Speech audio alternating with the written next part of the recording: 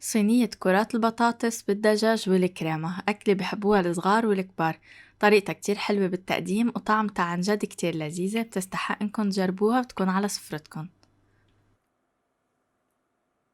السلام عليكم، معكم سارة في المطبخ. للدجاج مع الخضار مندوب شوية زبدة مع زيت، منضيف عليهم بصلتين مقطعين شرايح، منقليهم حتى يشقروا وياخدوا لون.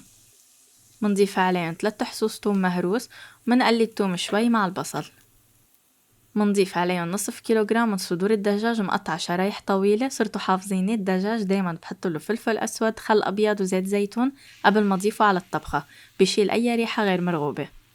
بس الدجاج ياخد لون أبيض عنا منضيف عليه فليفلة خضرا مقطع شرايح طويلة مع جزرتين كمان مقطعينهم لشرايح. حضيف شوية زيت حتى يتقلوا الخضار شوي، وبدنا نخلط المكونات مع بعضها. وأكيد أنتو فيكن تستعملوا أي نوع خضار عبالكن إياه مع هيدي الأكلة. وهلأ بدنا نغطي عليها على نار متوسطة لمدة 10 دقايق حتى تدبل الخضار شوي.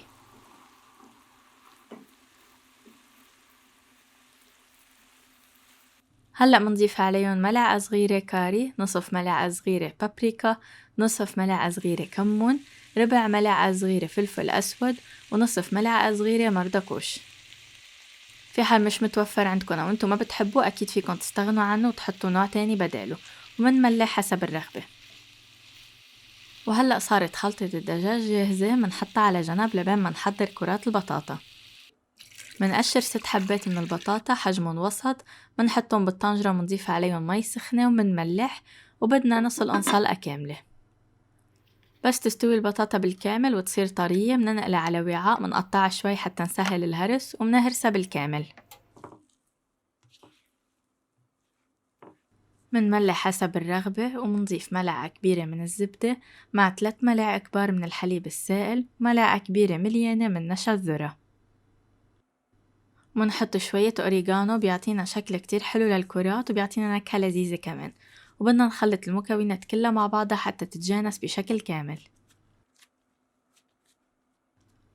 لخليط الكريمة بيلزملنا كوبين كريمة الطبخ بالإضافة لكوب حليب سائل.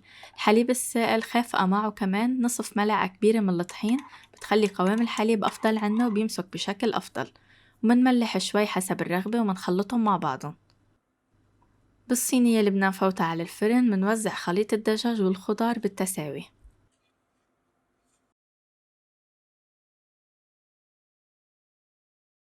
منحط عليهم شوية جبنة شيدر اختيارية، فيكن تستغنوا عنها إذا بدكن. وفوقن بدنا نبلش نشكل كرات البطاطا. فيكن تمسح ايديكن مسحة زيت حتى تتجنبوا انه البطاطا تلزق على ايديكن. خلوا كرات البطاطا يكون حجمها بين الصغير والحجم المتوسط، ما تخلوها كتير كبيرة فبيطلع شكلها كتير حلو فوق طبقة الدجاج والخضار. عملوا فراغ بسيط بيناتهم، لا كتير تبعدوا ولا كتير تلزقوهم بين بعضهم.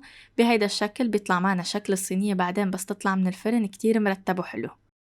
منبلش نسكب خليط الكريمة فوق كرات البطاطا، وهو لحاله حيبلش ينزل ويتوزع على الخليط كمان. وهلأ الجبنة على الوجه اختيارية، فيكن تحطوا أي أنواع بدكن إياها. أنا ححط شوية جبنة تشيدر وفوقها جبنة موتزاريلا. جبنة التشيدر تعطينا طعم طيبة وكمان تعطينا شكل كتير حلو عند التقديم بلونها.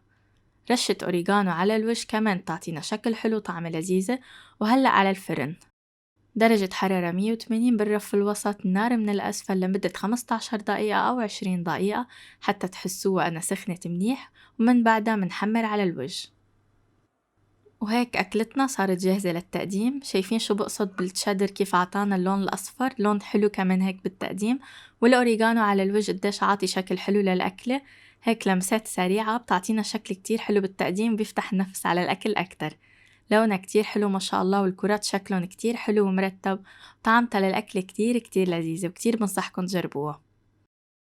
هيك منكون وصلنا لنهاية الفيديو اليوم، إن شاء الله يكون عجبكم. بتمنى منكم تجربوها وتعطوني رأيكم فيها. صحتين وهنا.